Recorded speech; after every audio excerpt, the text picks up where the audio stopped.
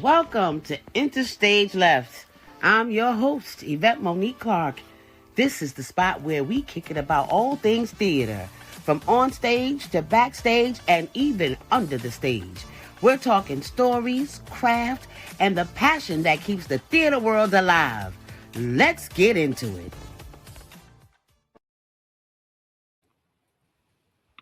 Hello. Hello. How are you doing? I am great. How are you? Oh, I'm doing so well. Thank you so much for having me. I'm so excited for this. Oh, good. Me too. So today, everyone, we have Michael Anthony Sylvester with us. I worked with this young man a few years ago, and I'm so thrilled that he decided to come on here and do this podcast with me. Are you kidding? I'm honored to be on this podcast with you, everyone. This is a legend right here. Thank you so much. I like to always start the podcast by letting people know where my guests come from, because we all have stories. We all come from someplace. We have different experiences, different ways how we got to the stage, and we all end up on the same stage.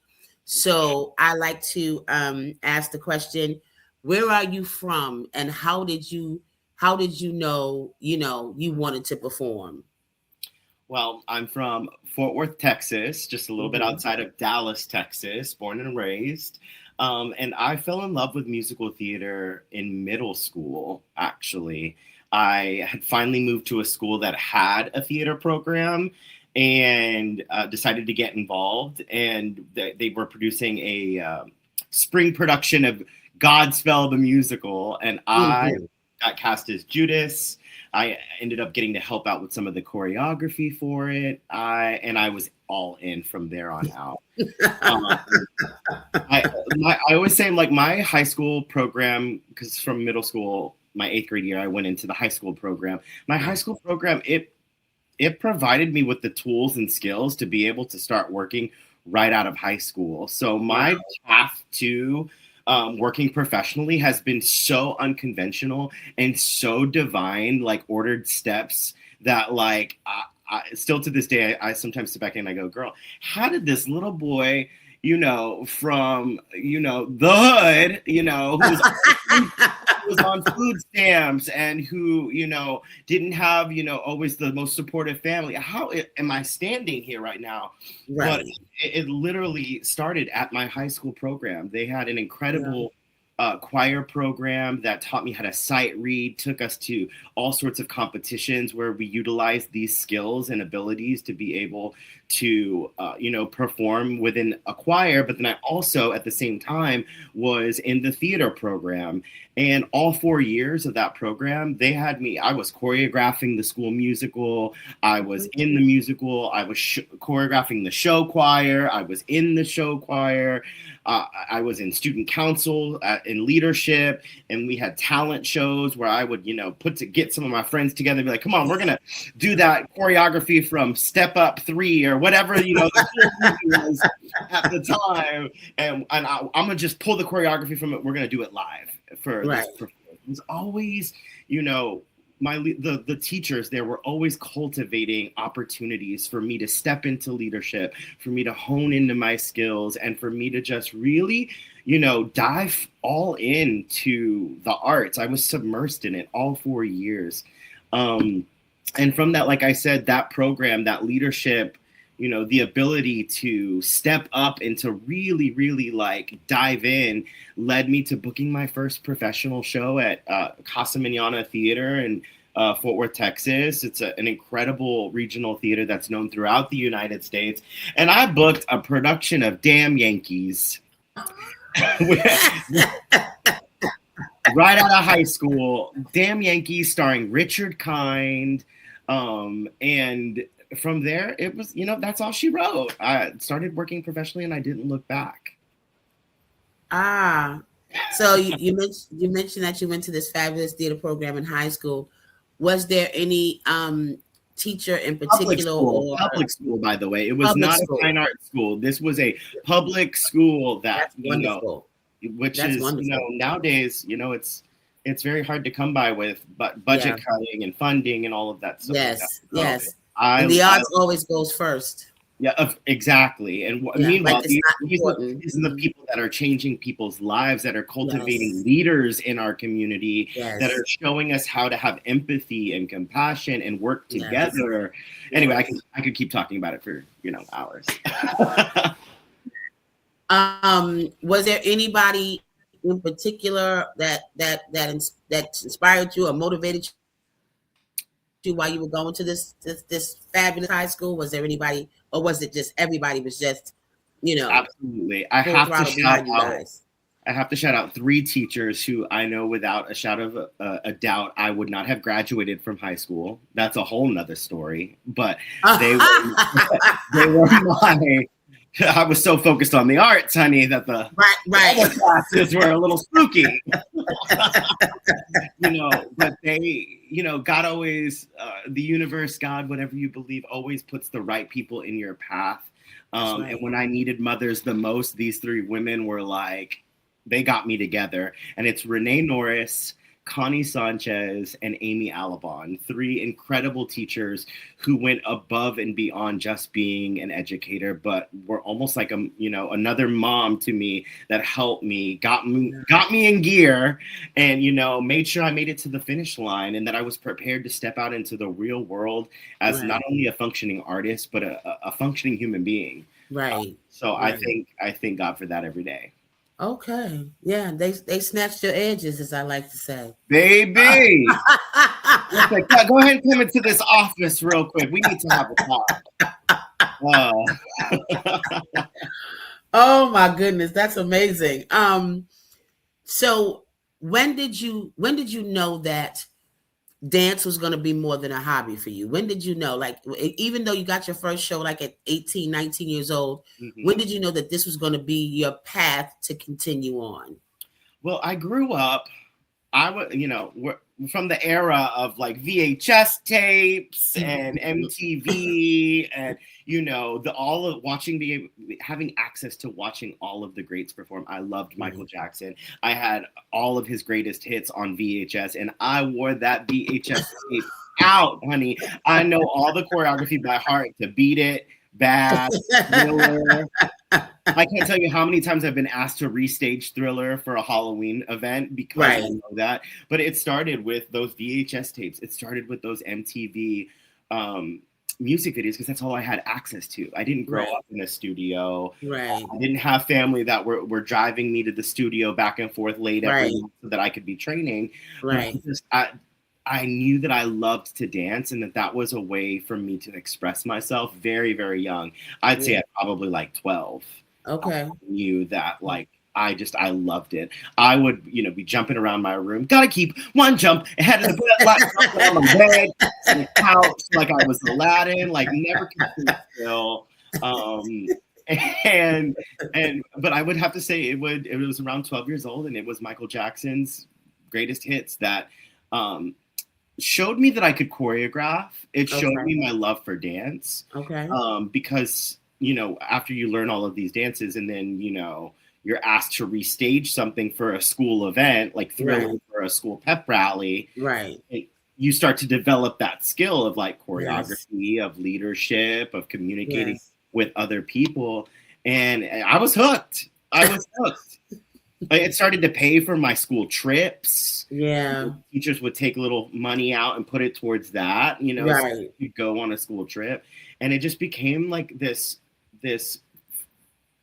big moment in my life where I was like, I can use this as a skill to pay my bills, to empower other people. I became a teaching artist right out of high school as well, as a way to give back to kids like myself who maybe didn't grow up in a studio.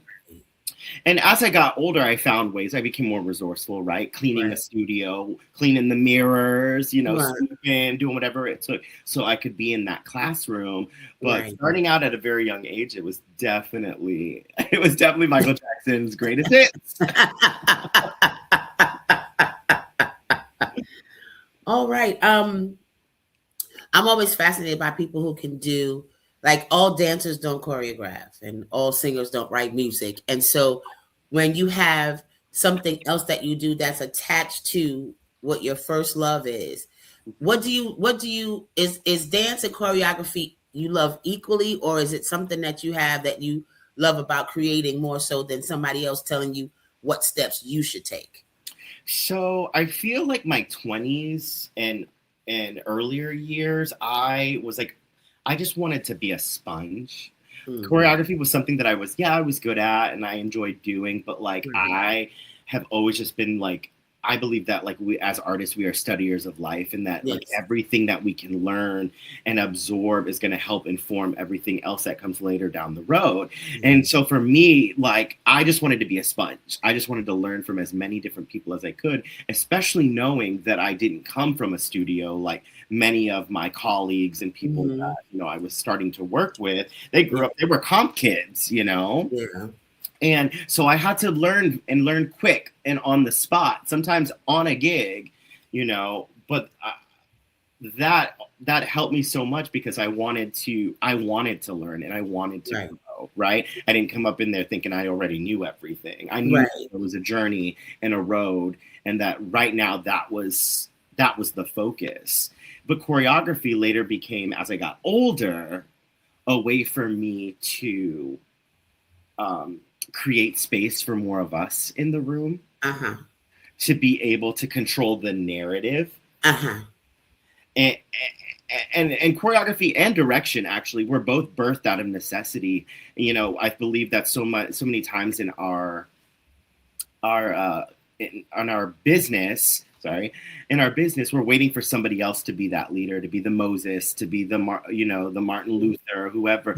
And I believe now more than ever, it's on us. It's on each and every one of us to step up and say, I'll do it. And I did. And I said, I'm going to do it scared. Right. Do it. Right. We'll figure it out. We're going to figure the rest out, you know? And choreography was birthed out of that necessity, but really my love for being a sponge and learning as a dancer is where I started, but it's slowly evolving into the other. Oh, okay. Yes. I dropped out of the sky as well. Yes. And I was just like, I just want to sing something. Yeah. I just want to do a little step. Yes. When I first got into it, I was like, I don't know what I'm doing, but I can sing something. And I learned on my feet, and still learning on my feet. Baby, I call it the School of Hard Knocks. Baby. That's what it is. We got Hard Knocks. Pick it up right then. You got it or you don't. Yes. I mean, did you feel like sometimes you're in the room where people have these degrees and these BFAs? Did you feel like you were an imposter? Like, what am I? Why did they hire me up in here? These people have, what's going on? Yeah. Did you have any of that? I still feel that to this day. I performed at Carnegie Hall last year. Last year was crazy. Carnegie Hall and Madison Square Garden. Wow. And I went in these rooms with incredibly talented artists that are also just so generous with their gifts and their energy, which was such a blessing because you don't always get that. But even in the moments where I'm standing there fully realized in a dream moment, I'm going, oh, well, I didn't grow up that way, or I don't have that, or I didn't do that. And you like get into your head and you start second guessing yourself. But then you got to like pull up and be like, you got the same wig I got on. Then yes, you got the same dress I got on. Yes. Yes, exactly. You got to tell yourself those things. Yes. Because I've been in situations where people have tried to come for me and ask me what my education is. I'm like, sweetheart, I'm a principal and you're on the ensemble. Like, you need to pay your parents their money back. And that's the tea. I mean, and I will never understand that. And I think it's because I've been very fortunate to do shows with incredibly talented, generous leads and also ensemble members. And some of my favorite people, most of my favorite people are the kindest people in the world. And they either, some of them have degrees, but a lot of them don't. They don't. The beautiful thing about this job is there is no linear path. No. No. Yeah. That's why I started this podcast, because I want to know how everybody touches the stage. And my thing is from the footlights to the spotlights. And I want to talk to everybody who make wigs and costumes and stuff like that. And I just want to know, because the focus is always on the front man, which is us. Right. Yeah. Those who are the principals that say the words, right? But nobody understands how we get to stand in that light, how our microphone is on, how my wig is glued on my head. Like, how nobody understands all of those things. So I want to shine a light on those people who do the other things, right? I'm not going to negate the people that perform and on I call them the front man. Right. But I think that we need to talk to everybody, right? And I find that fascinating, finding out that kind of stuff from people. Absolutely. I want to know how'd you get into sewing and wigs, girl? I want to know. Yeah.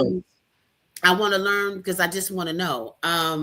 So yeah, that's why it's like I asked you that question, like, how do you feel when you're on stage and people, you're like, you went to who? Right. And sometimes you do. There's some colleges out there, and now that I'm in my 30-something years, and you work with some of those kids from that one school, and then you're just like what did they put in the water over there? Like, where's your grace? Where is your compassion? What we do is so it's so collaborative, and it requires you to share your heart and your energy in your space. And when you're not aware of your energy, you're not aware of like how you are either sharing or sucking out the air of the room. Right. It's very, very telling. It's very, very telling. Right. My favorite part of being in a show is rehearsal. Me too. And process. It's the process.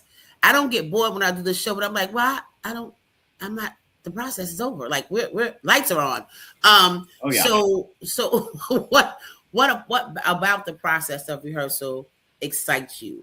When you walk into a room, like what happens? I love to meet new people. Like, what is it for you with the rehearsal process that gets you going?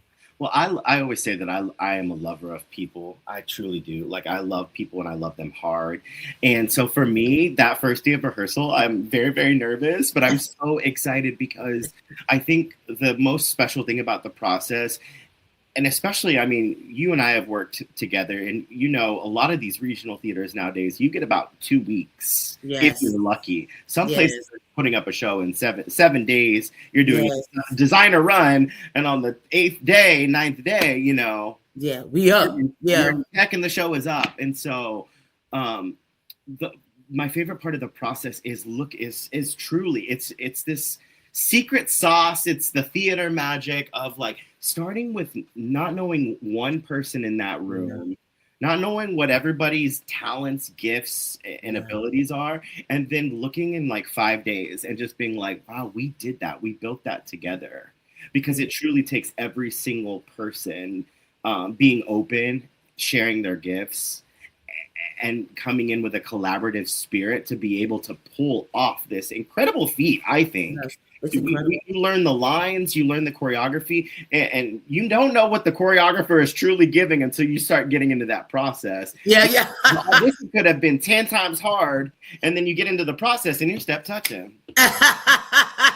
Or vice versa. And so it's like this lottery of you don't know what you're really getting yourself into until you start the process. Yes. And then towards the end of that process, you look back on everything and you go, what? How?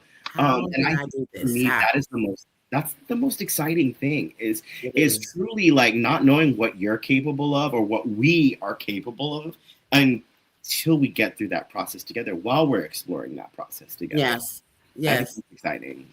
I think it's special. We're the only people on earth that really do that kind of thing. And do it fortunate if we're fortunate enough, do it often. It's like we always have to have a new job and a new experience. And so it's like you have to go in and like, okay, I don't know who these people are going to be when I walk in here, but let's figure it out, right? No, 100%. And sometimes those same people in that process, watching you process, watching you learn, watching how you interact, are leading other rooms at your next audition. Yeah.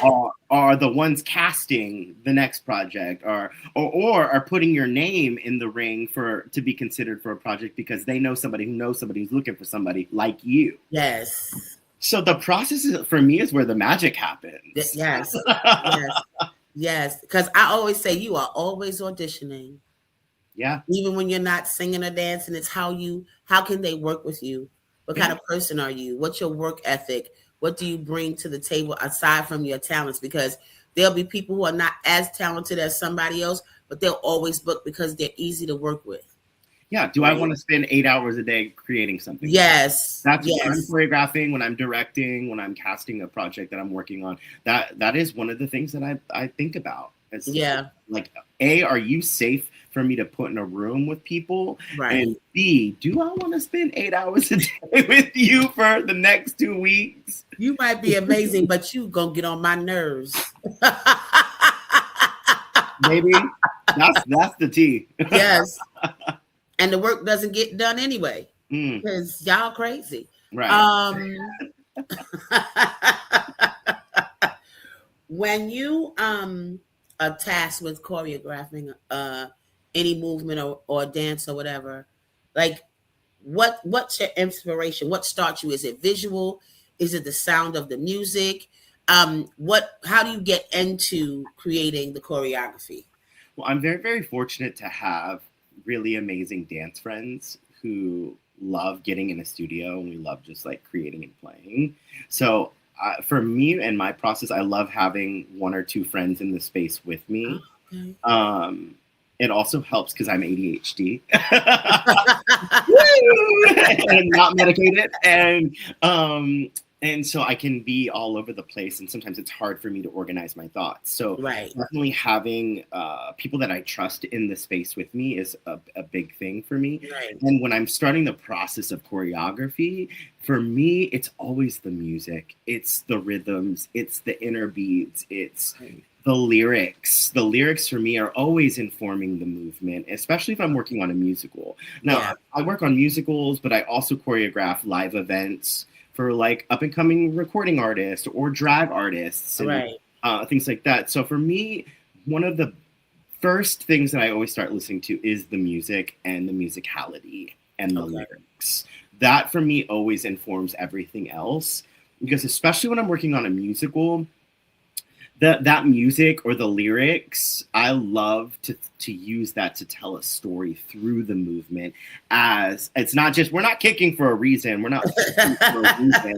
Maybe there's something in the lyrics that's informing the feeling of why we're doing that. Okay. Right? Yes. And so listening to those inner beats, the musicality, to the lyrics, for me, helps the rest of the process and inform the rest of the movement. Right. And then when you have your friends in the room, you can see what it looks like on a body. Because a lot of times what's going on up here. And then you put it on a body and they're like, okay, I love you, but this is crazy. There's no way I can do that in 2 counts. With my leg here and then get over the 10. Right. So we're going to have to recalibrate. That's not going to work. And so when you have people that you trust, right? Then you're able to take a step back and go, okay, yeah, you're right. Okay, let's think of something. Let me think of something else and let's go from there. Right. Yeah.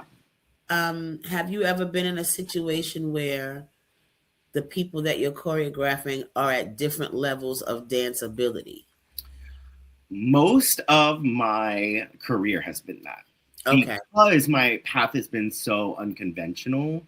And because of my heart for community and giving back. Right. A lot of projects that I do involve, it could be everything from like a show choir with kids of different ranges to, a commercial where I need a break dancer, a ballerina, and 2 musical theater dancers. And somehow I got to make all of this cohesive into art, Right.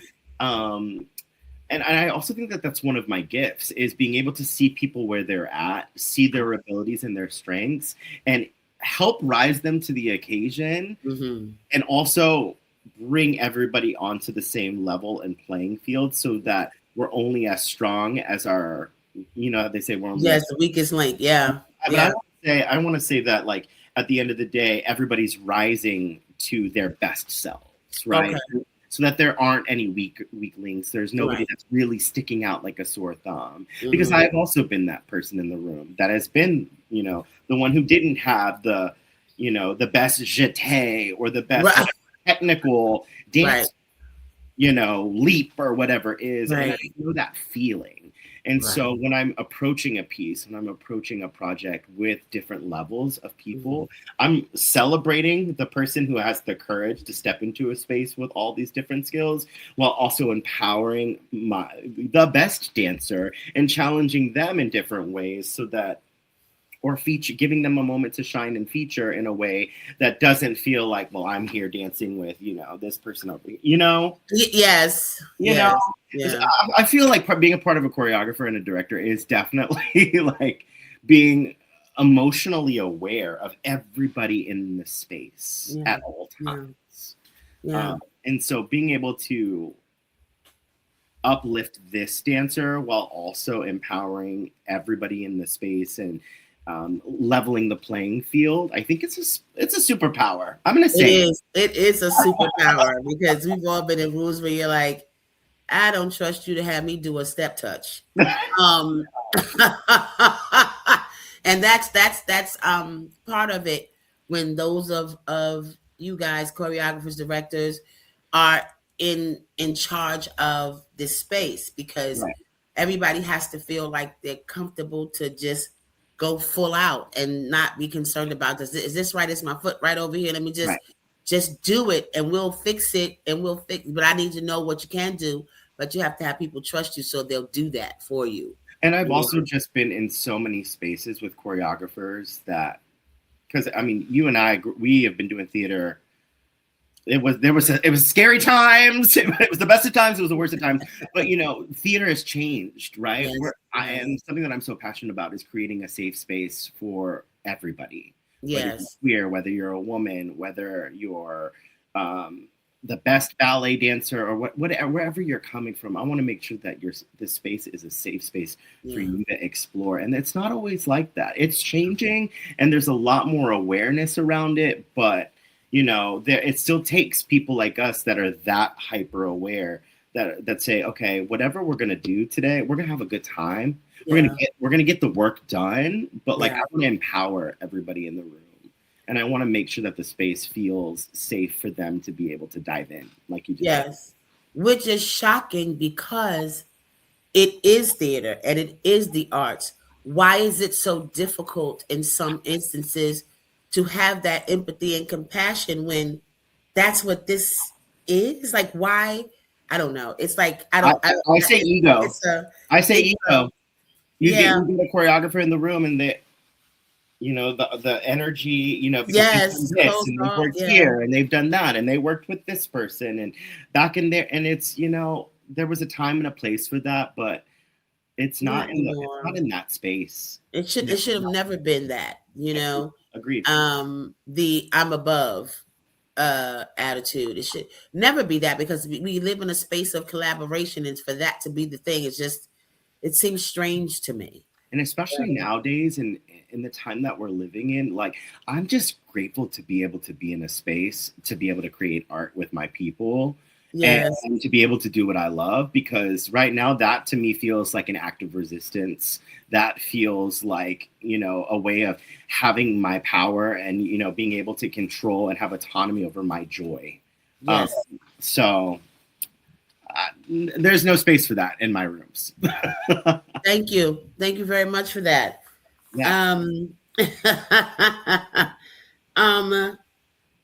So when you mentioned before, you like to, when you choreograph, you hear the music and you try to tell the story through the music. Is it are you a literal choreographer, or do you move in the emotion of what the song or the music is trying to say? If that makes sense. That makes complete sense. I think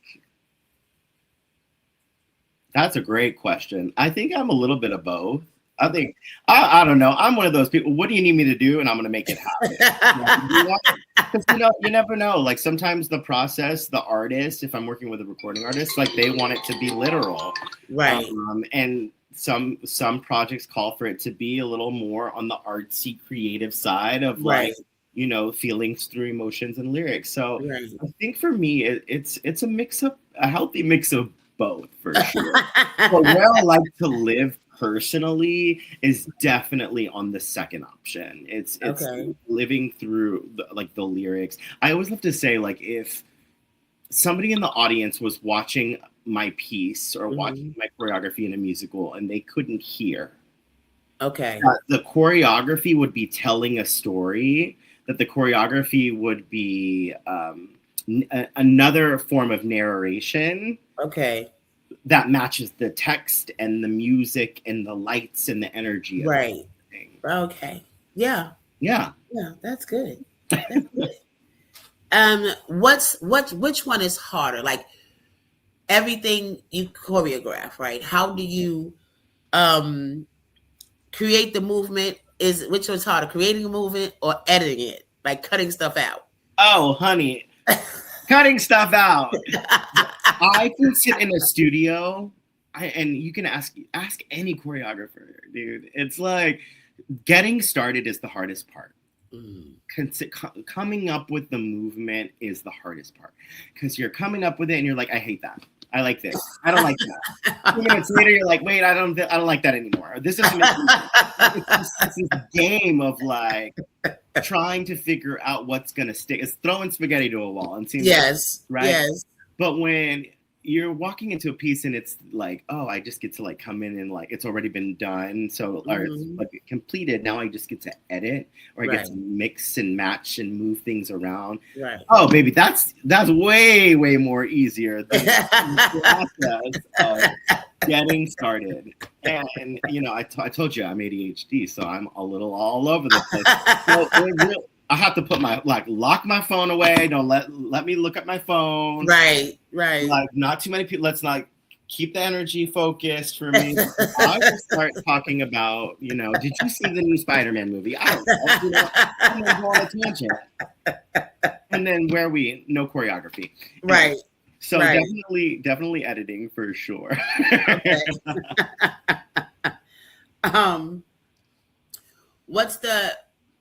You've casted dancers in shows.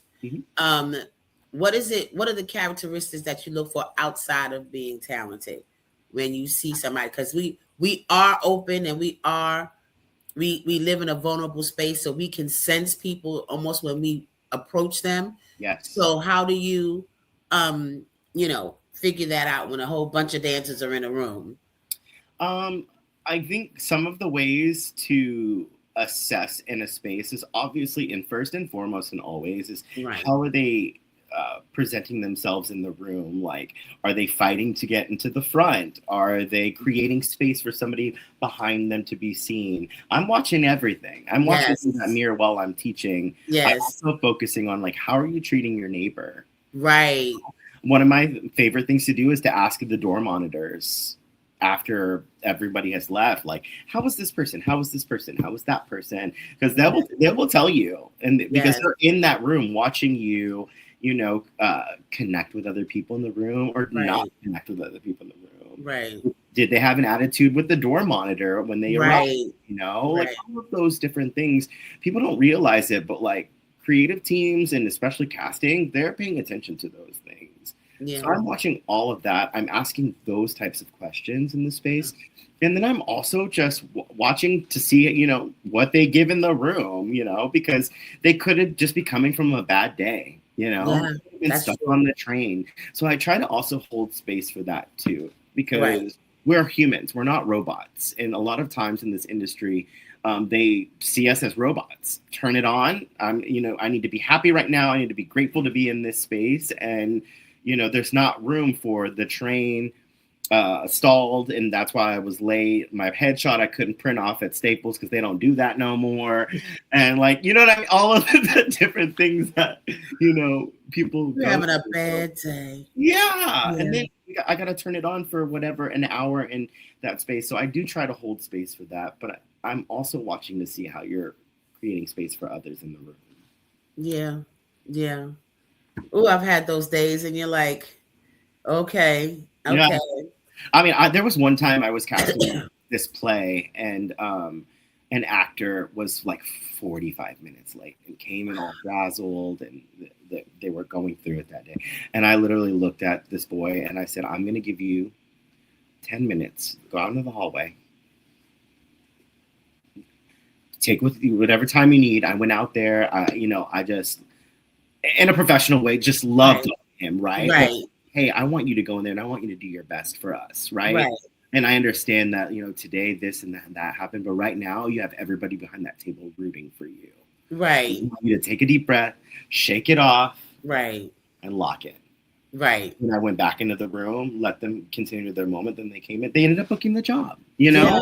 So a part of that responsibility is on us too. Yeah, that's true. That's true. That's true. That's very true. And it used to be, back when I started, it used to not be so, everybody was, busy while you were performing and auditioning. And so I have a tendency, when I see people not paying attention, I take a step closer and sing 2 decibels louder. Yeah. I'm like, I'm here. I'm saying, hey, how's everybody doing? Because I could have stayed in the bed. You know what I mean? Yeah. This man costs money. I could have stayed in the bed. Right. But yeah. But now it seems the rooms are more compassionate. More like you said, we're rooting for you to do well, because you have to do that, because how are you gonna cash your show if you're not that, 100%. I think, being able to show up for people as people first, yes, is important when we're behind the table. Yes. And there's a small but tiny few of us that are trying to create that change. So I'm glad that you're experiencing that and seeing that as well. Yeah, I do. I see that a lot. And sometimes you have to, well, I'm a different kind of person. Sometimes you walk into a room and people know that that's what you have to give me. Yeah. Because that's what I have that energy. Yeah. Like, what are we going to do? Okay. And you do have that energy. I've watched you do it. Okay. I do. I'm like, what are we going to do? Because, however you act today is however I'm act today. What are we going to do? I'm going to match it.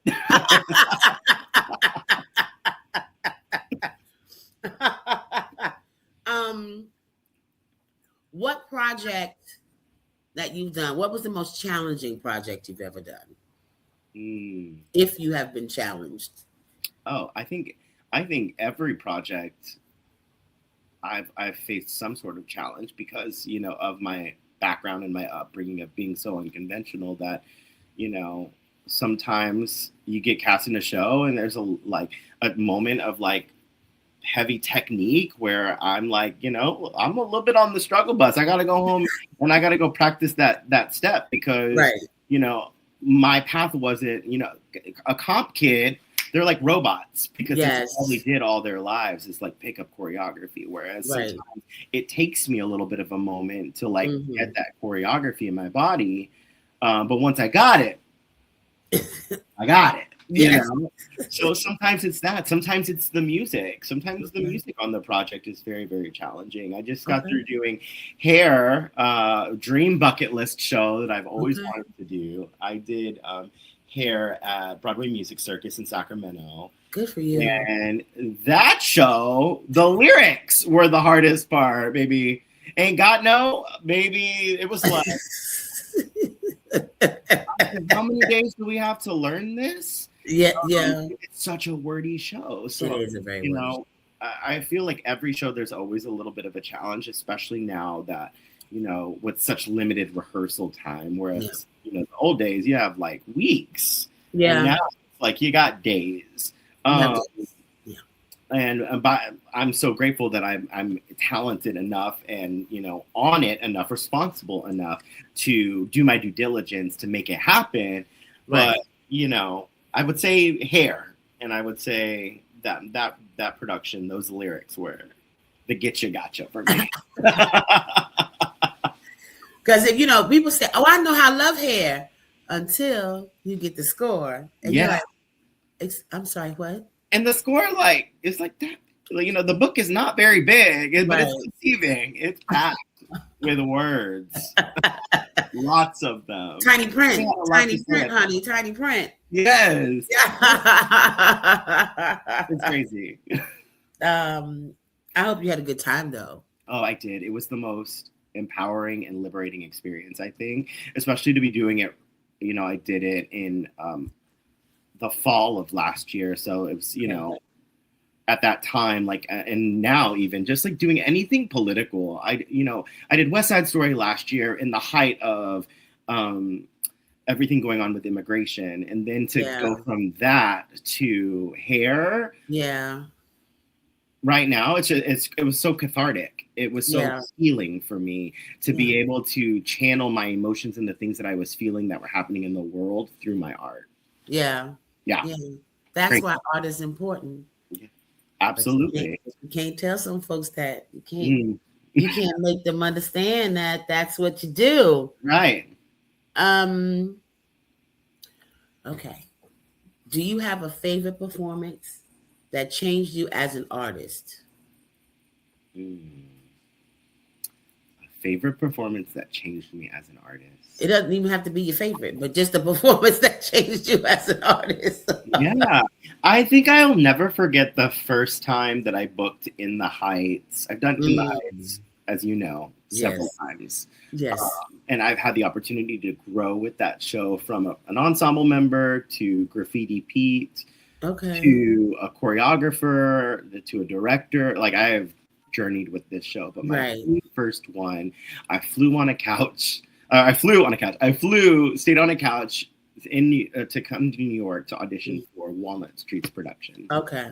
And just getting to do that show after so many years of auditioning for, you know, the Broadway and the tour and never being the right fit, never booking it, to finally get to do that show and to tell that story as, you know, an Afro-Latino, as somebody who has never seen us reflected on stage other than in West Side Story, and every other thing was seeing us pregnant or seeing us as drug dealers. But to be in a show where I got to just be my full self, and that was enough, was very, very special for me. It also was special for me, I think, specifically Paciencia y Fe, because I thought every night about my grandparents who came from Puerto Rico to create a better life for our family, and who, in fact, were also house cleaners and cleaned. You know, I grew up, I would come to some of the richest people's houses while they would clean them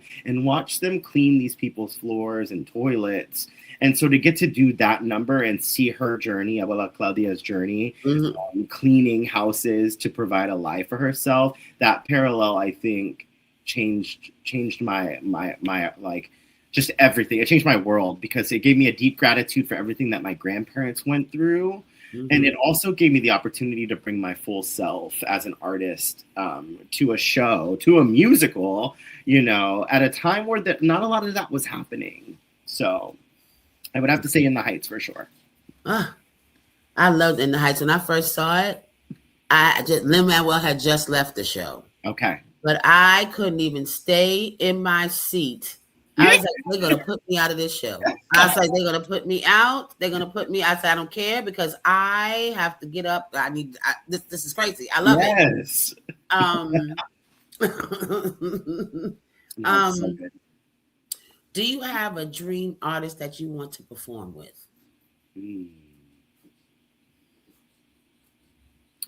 dream artist that I would love to perform with. I mean, would it be cliche if I said Beyonce? No, it would not. If that is your boo, then that's your boo. I'm Team Beyonce.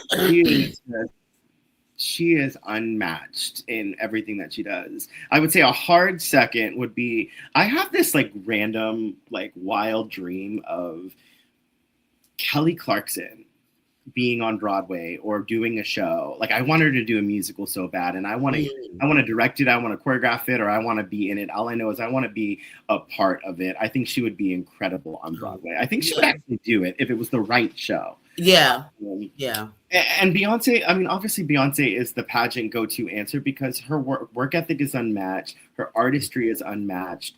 She is such a hyper creative. She too is a multifaceted creator. like I am. So yeah, I would have to say both of them.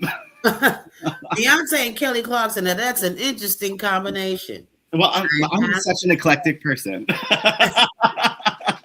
Eclectic it is. Eclectic it is, honey.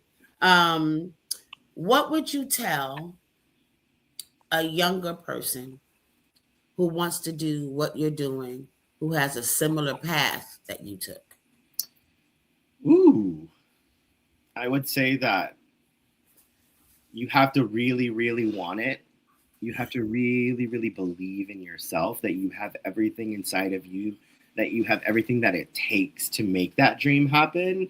And then you have to just stay consistent, work hard, do good work, treat others with love and respect and empathy and compassion, and keep showing up. Keep showing up until the door opens. And if the door doesn't open, find a window and crawl through it. Because for people like us, the table, there's not a seat for us a lot of times. And if there is, it requires you compromising some part of yourself for that chair. Whereas when you create your own chair to bring, or your own table to have a seat at, you know, at the end of the day, that's yours, that you did that. Right. And everybody that's at that table, you curated to be at that table because they believe and love and support you. And I think when you hold on to that, you're not going to miss. That's great advice. I'm gonna have to run that back and write that down. What else do I want to know about you? Oh, so you choreograph a piece.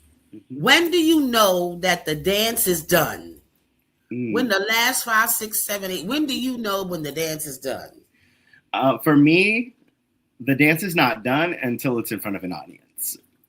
And I know that that's kind of scary and that's a nightmare for some people, but I just want things to be good, great, exceptional.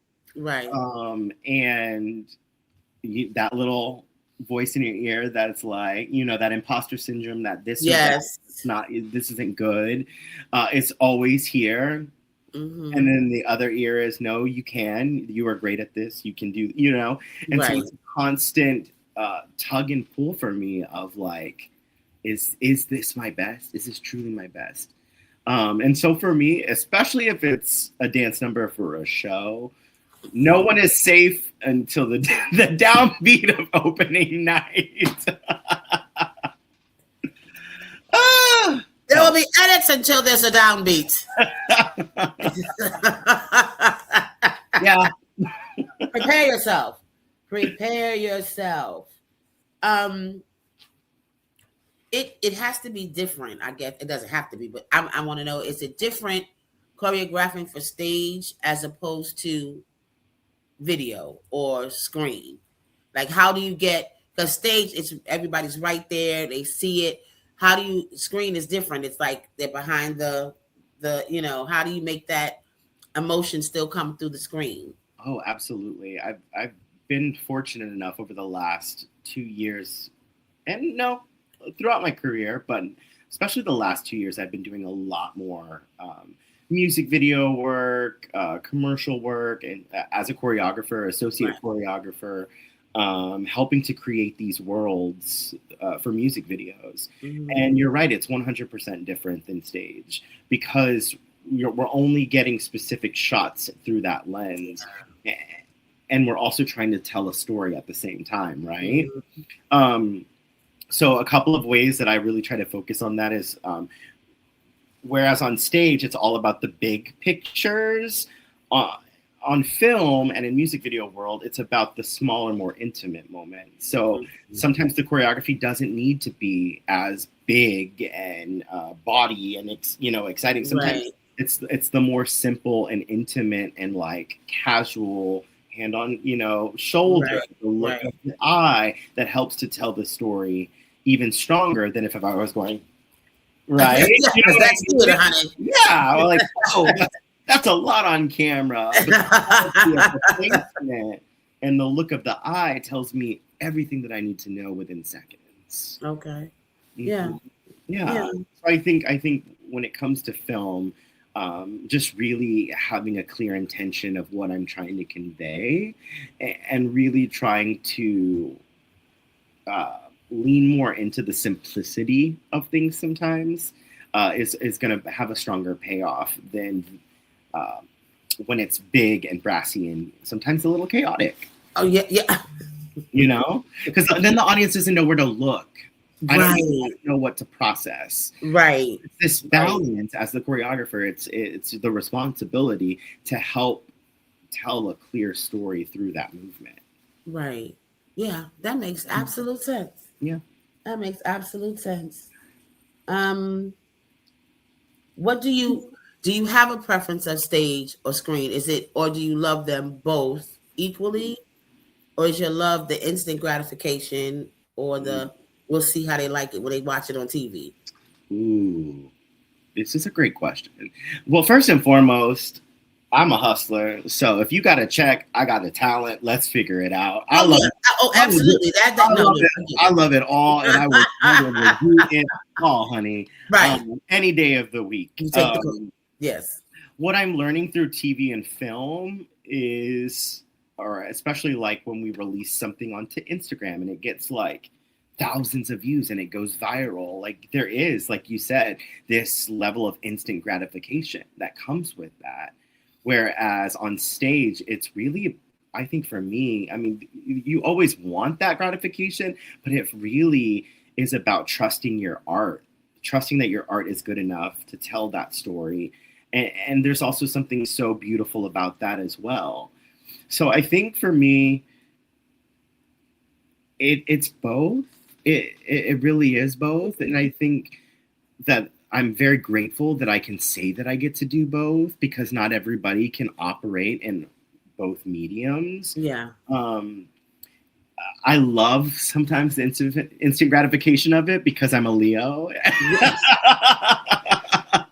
You know, I want to hear that applause right now. Yes, baby. I'm like, I worked hard for it. You know? But something that I'm also learning is to trust that what I'm giving and what I'm presenting is good without needing that. And that for me has been a journey that I'm very, very grateful that I'm aware of and that I'm processing. Because it is the instant gratification of it all is very enticing. It's very exciting. But am I doing it for that, or am I doing it because I love this and because I need, there's something inside me that needs to create this right now, you know, and really honoring that versus the likes. Yeah. So that's been a journey, but we're on it. Yes, you answered that question. I was like, who do you choreograph for? And you just answered the question. Yes. You need to get that out into the world. Yes, you just answered that. Mm-hmm. Amen. Amen. Amen.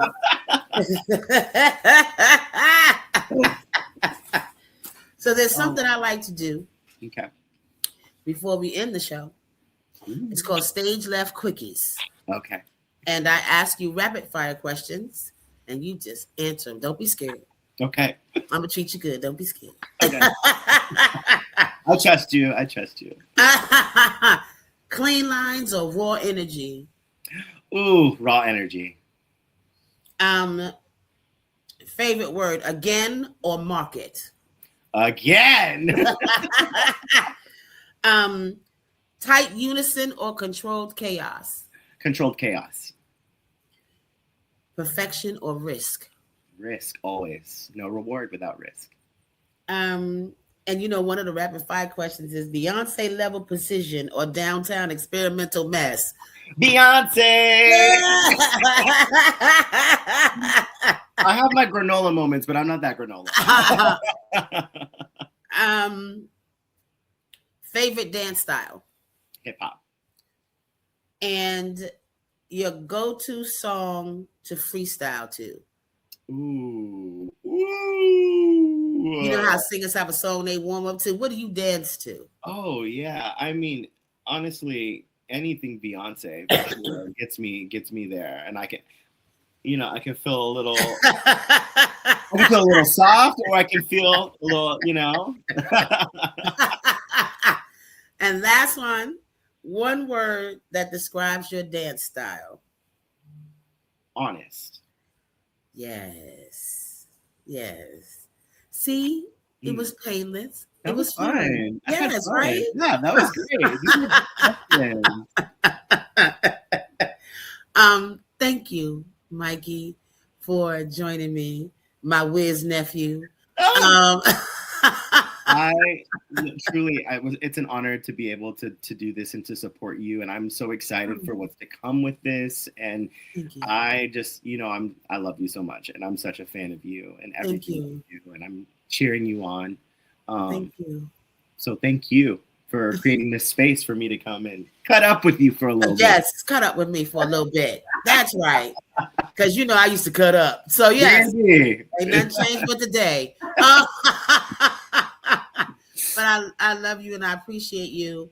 And thank you for joining me. And God bless and all the success to you. Right. Continue doing what you're doing and kicking down those doors in those rooms because we need people like you in those spaces. Yeah. Thank you. Yeah. You're welcome. I love you. I love you too, babe.